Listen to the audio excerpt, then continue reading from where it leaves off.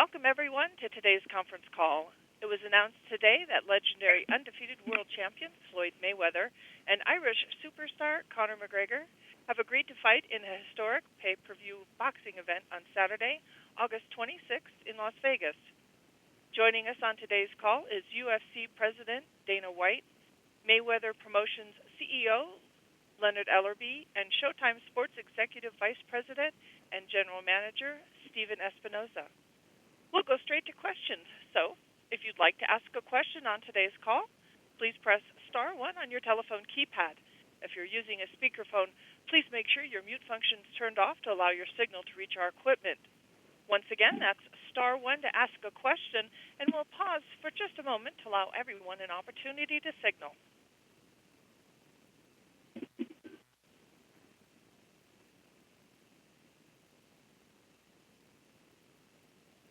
If during the call you find that your question has been answered, star 2 will remove you from the queue. Our first question comes from Lance Pugmire with the Los Angeles Times.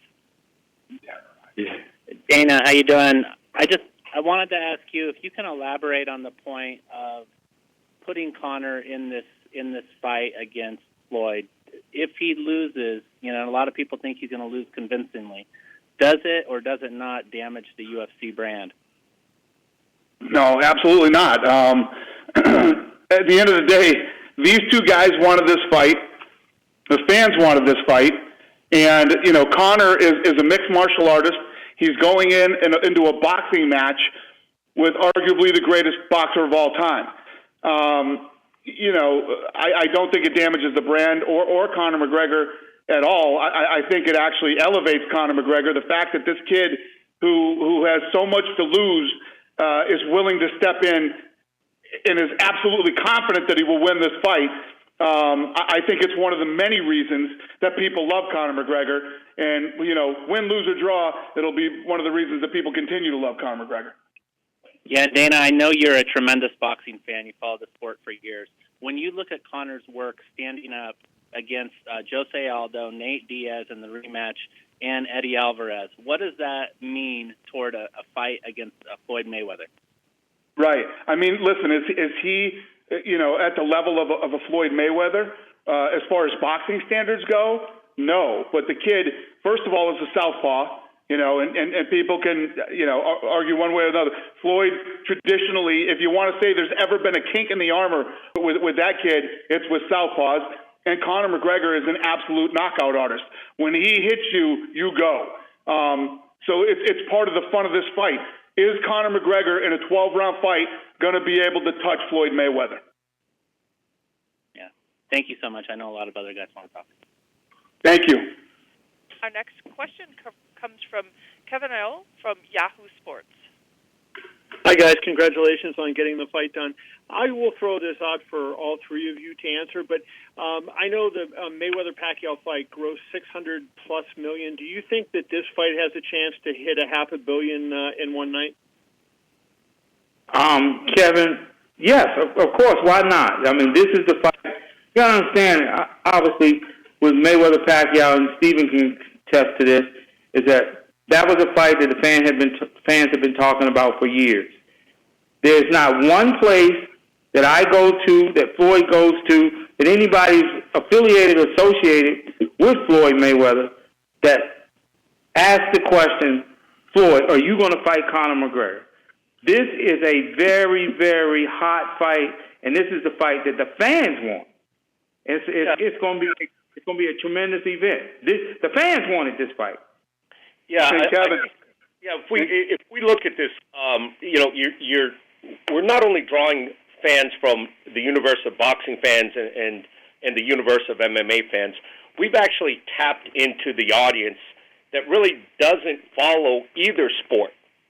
This is such an unprecedented event, such a spectacle, that all of a sudden people who have never really been interested in either MMA or boxing are interested in this event due to the nature of the competition and the nature of these two personalities.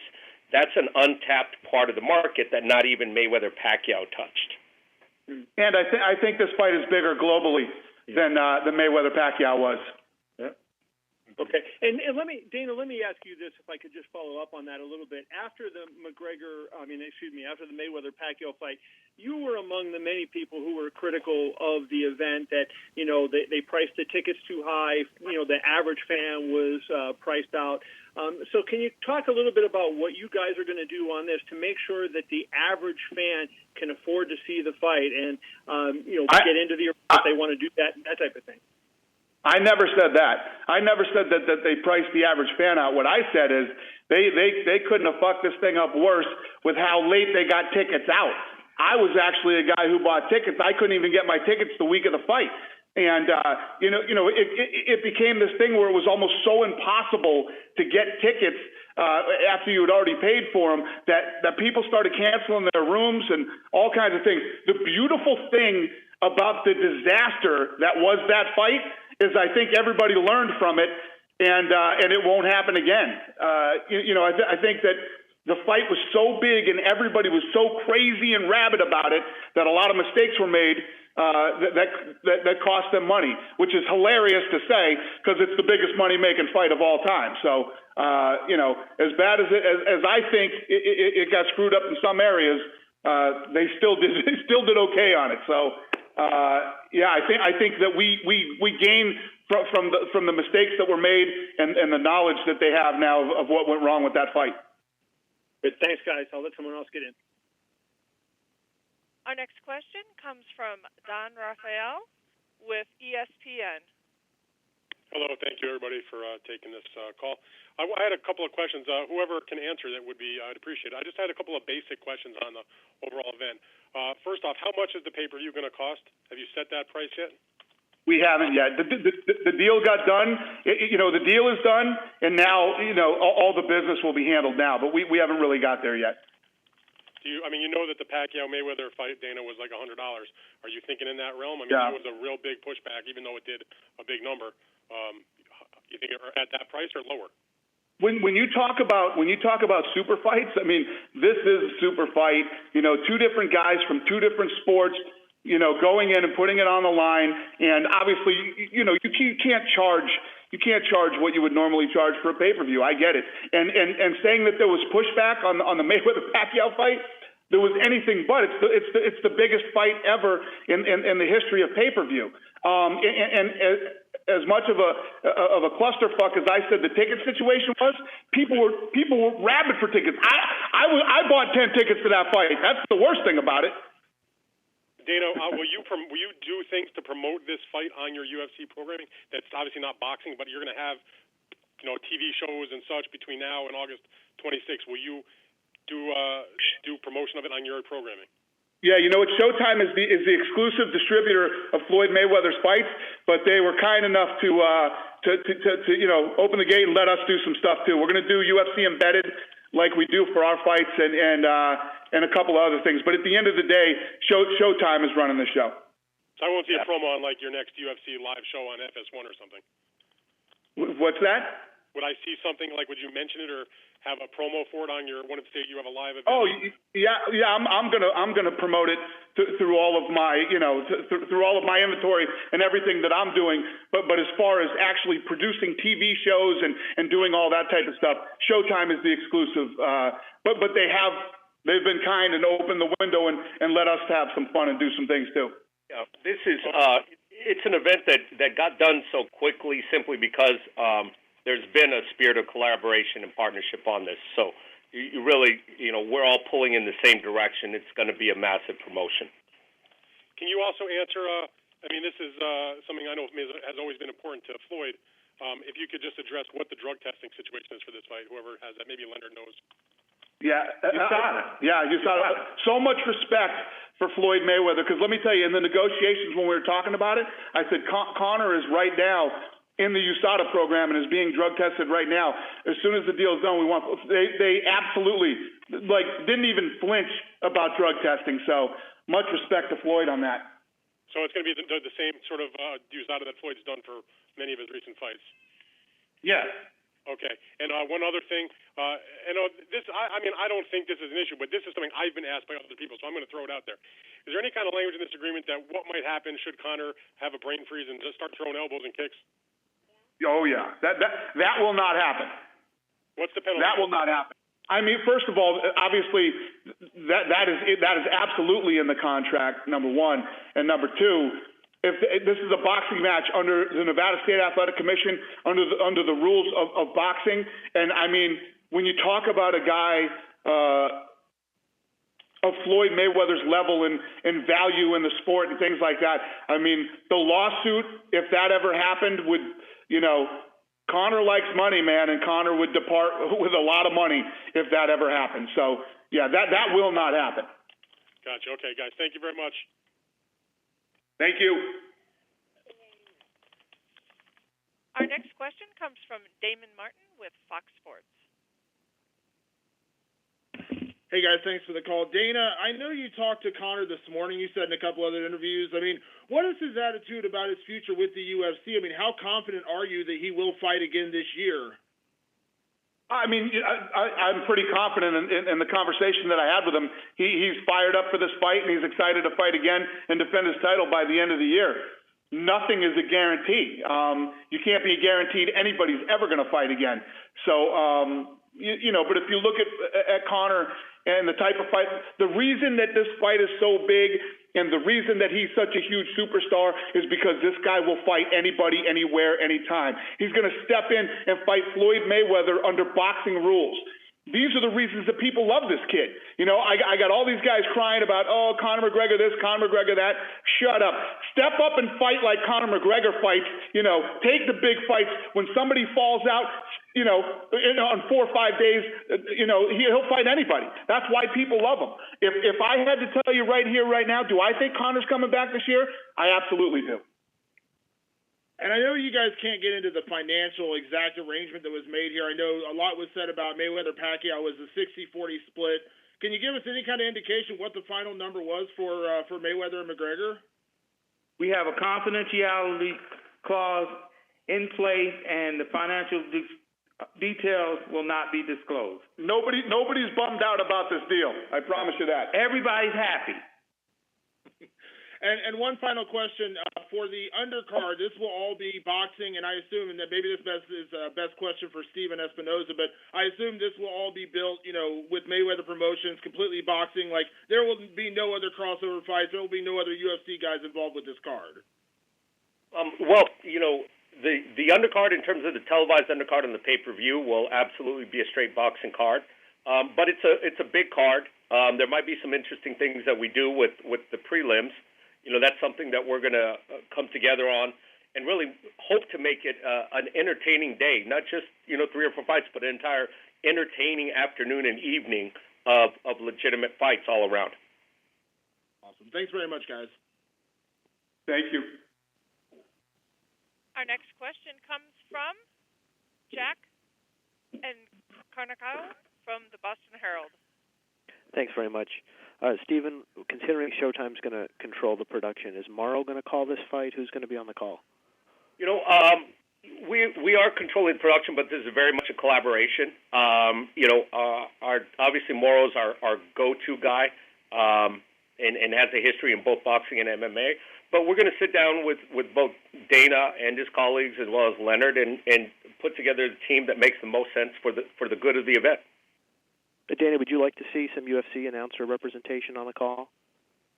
I don't know. We haven't really got into that yet.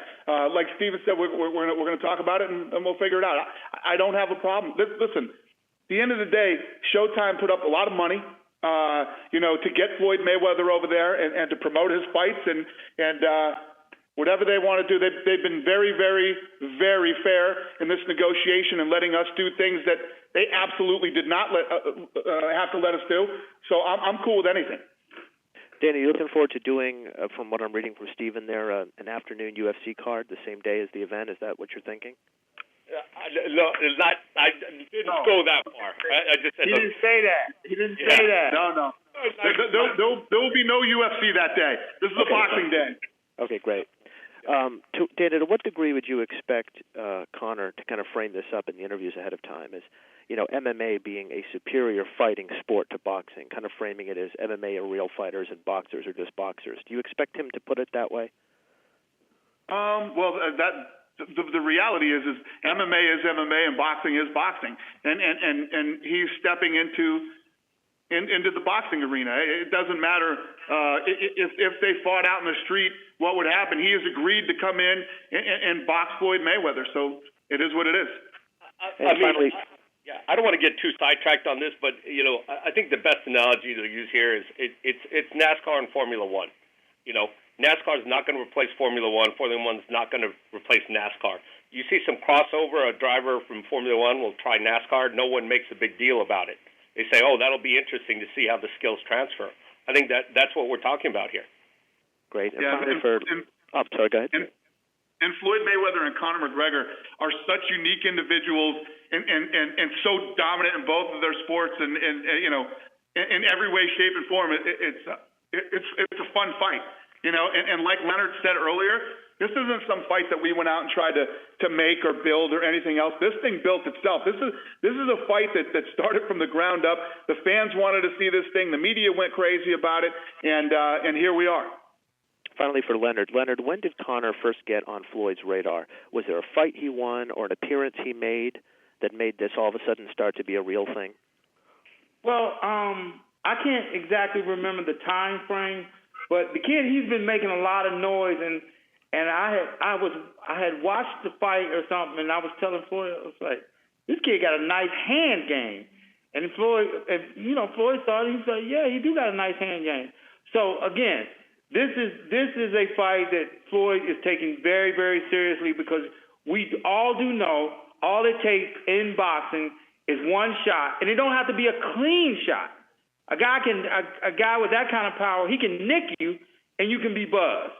There's been a few times in fights in Floyd's career that he might have been buzzed in a fight, but nobody never knew. And there's been a couple times that he's been buzzed in a fight. So the one thing about Conor McGregor we do know is that you got to pay him very, very close attention, because when he touches people, they fall out. Thanks, guys. Our next question comes from Brian Campbell with CBS Sports. Hi, Dana. You made a pretty large 180 in terms of not supporting this fight originally, saying it would be an epic fail for Conor if he went down this road, and then supporting it. So how much of that had to do with the idea of this being financially beneficial for the UFC to pay off debt after the sale last year?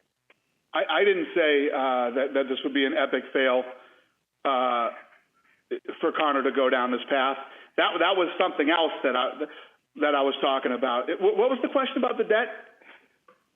How much does this have to do with the UFC receiving money to allow this fight to take place? Listen, if you're going to ask me stupid questions, at least get your questions right. First of all, I didn't say that this would be an epic fail if he went down that path. And we were talking about something else, because Conor and I were actually butting heads on something. That's when I said that would be an epic fail if he went down that path. Number two, as far as the debt goes, Conor could fight twice this year, and we're going to do fine anyway. This is the fight that Conor wanted, Mayweather wanted it, and the fans wanted it. So we're doing it. So if you're going to ask me a stupid question, at least get it right. Sorry, I meant epic fall, not epic fail. But Leonard, from your point of view, Dana had said this would be a fight contested at 154 pounds. What went into that decision for Floyd? We had no issues with fighting Conor McGregor at 154. It's a fight that's going to take place at 154 pounds. What were the biggest points of contention in the negotiation for anyone? There really weren't any. The thing was actually really smooth. It's one of the smoothest that I've ever been involved in. Me too. And I third that. Finally, guys, question about the undercard. Are we looking at all boxing? No other UFC crossover on this? Yes, all boxing, and we'll put together we'll put together a tremendous undercard. But that's forthcoming. We're very excited again to be working. Steven, myself, Floyd. We're very excited to be working with Dana and Conor in this tremendous event. This shit is going to be fun. It's really going to be a lot of fun. And the fans, I can't wait to get started with this. Thanks, guys. Our next question comes from Lester Silva with Univision. Good evening, everyone. This question's for Leonard or Dana. You guys had mentioned that this was pretty much smooth sailing as far as putting this mega fight together. Was there an obstacle at one point where it could have jeopardized the fight, or was it just smooth throughout? No, it was ever since we sat down and seriously started talking. It's been like I think all three of us were just unanimous, and it's been one of the smoothest deals we've ever done. Good to hear. And my next question is for Dana. Now that McGregor has made the crossover and the breakthrough for going into boxing, have you been approached by other UFC fighters wanting to do the same? Yeah. And the thing is, the difference is this: Floyd Mayweather is arguably the greatest of all time in boxing. Conor McGregor is a massive star in our sport. The right fight in the right place at the right time. I thought it would be impossible to deal with Mayweather Promotions, to deal with Heyman, to deal with Showtime, and I thought it would all be an impossible deal to do. It was the right fight at the right place at the right time, and we got it done. So, yeah, I don't want to be doing this every weekend. Thank you so much, guys. Thank you. Our next question comes from Gene Wang with Washington Post. Hey, Leonard, just one quick question for you. Is this a one-and-done deal for Floyd, or would he be leaving the door open after this if he has the itch to fight more after this one? Floyd has talked nothing else other than fighting Conor McGregor. That's 100% of his focus. When I spoke to him earlier, he was actually running while he was talking to me on the phone with the cell phone in his ear, and he told me, I'll call you back. Floyd's not thinking about nothing other than Conor McGregor. That's one thing I've always admired about him, is that you only can focus on what's in front of you. When you get to looking ahead or remotely considering some other shit, at this level when you're operating, you take the focus off of what it is, then you slip up and you make a mistake. All Floyd is thinking about is fighting Conor McGregor and whipping his ass. And Leonard, you can interrupt me and call me a liar if I'm saying this incorrectly. But at the time when all of this went public on social media, Floyd was a little behind Conor's tweet. Floyd was actually outrunning at the exact moment when all this burst on social media. So that was actually why he was a little bit delayed in getting it up on his social media, because he was actually running at that time. And that's exactly true. We had talked like 3 times. We talked 3 times this morning, and he wasn't finished his damn run. That's just how he is. It's like business first, and he was in the middle of his run, and he's like, I will call you back. He had somebody hand him the phone. He said, I'll call you back. I'm in the middle of my run. That's just how he is. Thank you, guys. Our next question comes from Robert Morales with LA Daily News. Hello, everybody. I have one for Stephen and for Dana, if I may. Stephen, I wanted to kind of ask you a question, kind of the reverse of what Lance asked Dana earlier. If a guy like Conor McGregor comes in and either gives Floyd, more grief than we've seen him get against boxers, or even somehow beats him, does that hurt the boxing brand? Oh, this is not a referendum on the sport of boxing or the sport of MMA. What this is it's a competition between Floyd and Conor. And if Conor is victorious, what that means is that Conor beat Floyd, and we have, a really interesting potential rematch maybe down the line. But that's all it means. It's not a victory for one sport or the other, regardless of who wins. Gotcha. Thank you for that. Hey, Dana, I know you think a lot of Conor, and I've spoken to a couple of people about him. They say he's got this really tremendous fighting spirit. Can you just tell us a little bit about him in a nutshell, about that fighting spirit, and maybe where he ranks with other great MMA fighters that you've promoted? No, I agree. It's absolutely true. And I think, you can't help but feel it. And it's what makes, when you're a true fight fan, you don't mind hearing about the money and all that other stuff as long as it's a guy that loves to fight and he's willing to challenge himself against anybody out there. You know, fights fall out. I've got all these situations, you know, over the last several years when a fight will fall out, and we got these guys that are supposed to be the biggest, baddest guys in the world. They claim they're the best in the world. They're the world champion, whatever it might be. They're not willing to step up and take a late-minute replacement, you know.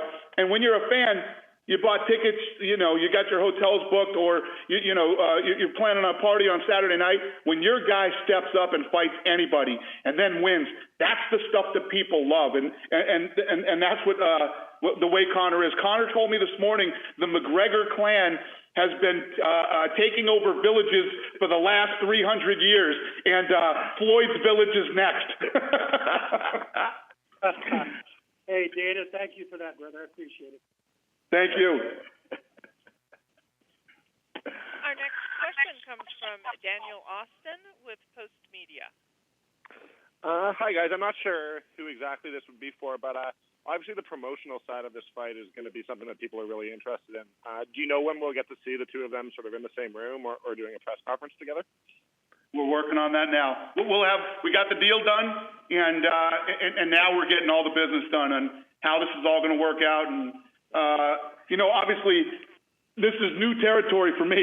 You know, I'm not used to working with other people on doing this stuff. So we gotta. I figure in the next probably 6 to 7 days we can get this stuff figured out and have a lot more answers and start getting the ball rolling on a lot of this stuff. It seems like International Fight Week would make sense. Do you imagine there will be events surrounding this fight there? Oh, guys, listen, I hope we have our stuff together way before International Fight Week. We'll be in big trouble if that's when we're getting everything out. I expect this stuff to start moving real quick. Yeah. Great. Thank you. Thank you. Our next question comes from Ladlick with Ring TV. Hi, good evening, guys. First question is for Leonard. You've been involved in major promotions. When I think about the Pacquiao fight, Canelo, and then Oscar, those some major events. How would this one rank with some of the larger promotions that Mayweather promotions have done? Well, initially, and obviously, I'm equipped to speak on that, obviously, because, you know, I've been with Floyd 21 years now, so every big event we've been out in front of. This has a different kind of feel, only because for quite some time, you know, and obviously with Conor McGregor not being a boxer, you know, this is more of a mainstream global event because, again, this is something that the fans want to see, you know, and he's done a tremendous job with promoting himself. Dana has done a tremendous job with promoting him, and like I said, he's the biggest star in their sport, and you know, so when you look on the other side, from the Floyd side, we all know what Floyd brings to the table, but it's the fans, the one who have demanded this because, again, and I've said this over and over, and you'll continue to hear me say it. I can't go nowhere. Floyd can't go nowhere. Any member of his team. Stephen can't go anywhere. Dana can't go anywhere without people saying the same thing. Are y'all really going to make that fight? So when the fans are demanding this fight, you got to get it. You got to figure it out and get it done. And this is a total different feel from the Pacquiao fight because this is the unknown factor. The unknown factor. It's like. Again, Conor McGregor, when he steps in there, it's like his stand-up game, I'm very damn impressed with it. Because it's like he don't even look like he throws his shots hard, but he's so slick with it. When he touches guys, even if he grazes them, it's like, excuse my French, it's like, damn, he fucked them up. And it's just like, next thing you know, they stretched out and they wobbling all around the ring. I'm like, man, he better not graze Floyd in one of them shots. Again, I've seen Floyd buzz in a fight from guys that swing wild punches. You know, the shit happened in the Madonna fight. You know what I'm saying? And it's like, you know, the thing what happens in these kind of fights is that, you know, I'm a realist. Floyd is 40 years old. He's been off for a minute. He got to get his ass up. and be prepared for Conor McGregor. Conor McGregor's been active, you know what I'm saying, and he's been knocking guys out. And we'll be a bunch of damn fools to sit around and sleep on this and listen to all the bullshit that everybody else sits around and talk, Floyd's ass is getting out there and getting up, running, and he's coming. He know Conor McGregor's coming after him, and Floyd's looking to get his ass up out of there too. Right. Thanks, Glenn. One question for Dana. The characteristics you were talking in reference to Conor, he's backed it up. He's validated it. He's taken the last-minute fights and won and backed up his talk. How would you describe the feeling for him on this particular stage? In the past few years, he's the man when he walks into the building, and now he's got to share that limelight and be on the biggest stage. And, you referenced earlier to your point, he's 28 years old. What do you think? How do you describe that feeling for him to kind of not get blinded by the lights in this case? Yeah, he never does. It's one of the things that makes him who he is too. This kid eats pressure like nobody I've ever seen. From the minute we found him and started building him and taking him to these different, like every fight he had, next level, where he was the guy and the whole thing was riding on his back. He handled the pressure very well. And this one, he's not sharing the limelight. We're stepping into Floyd's world. This isn't our world. This is Floyd's world that he's stepping into. So it's just I'm really excited to see how he handles it that night. I'm really excited to see his game plan. How he when he starts executing that night, his game plan of fighting Floyd. I'm always fascinated by Conor McGregor, and I've been saying it all day, and I'll be saying it for the next couple months. I stopped doubting this kid a long time ago. So it's going to be fun to watch. Great. Thanks, guys. Have a good night. Thank you. Our next question comes from Salvador Rodriguez from ESPN Deportes. Hello, everyone. This is for Stephen Espinosa. Stephen, what is your expectations for the pay-per-view numbers? Is more like Mayweather Pacquiao or Mayweather Canelo, 2-3 millions? I don't know. I mean, to tell you the truth, the sky is the limit. We have what is truly an unprecedented event, and when you have that, really there is no precedent. There's nothing to compare it against. We've never seen this kind of competition in the ring. We've never seen these types of personalities get together in promotion, and we've never seen a combat sports event or really a sporting event of this magnitude. So, what that means, we're going to have our calculators ready and all the batteries charged. The sky's the limit. Thanks so much for Dana White. Dana, do you know if Conor McGregor will be working with any special boxing trainer for this fight? Is Mayweather? Yeah. Conor McGregor is working with a bunch of guys over there in Ireland. You know how he is about Ireland, man. He says everybody thinks you got to go here or go there because the best this and that. And he's like, we the Irish over here got our stuff together too. So he's very serious about being Irish and keeping it all Irish. So I don't think so. Thank you so much. And finally, for Leonard Ellerbe, how much do you believe, Leonard, that the Floyd increase his legacy, his boxing legacy with this fight? This is the fight for Paz Marciano with 50 victories in boxing. Repeat that again. How much do you believe that Floyd increased his boxing legacy with this fight? He's looking for the 50 victory in Saturday in August 26th. How much is he risking his legacy in boxing right now with this fight? Oh, he's putting it all on the line. He's putting it all on the line. And again, this is going to be a great fight, and we're very excited to see it. That's okay. Thanks so much.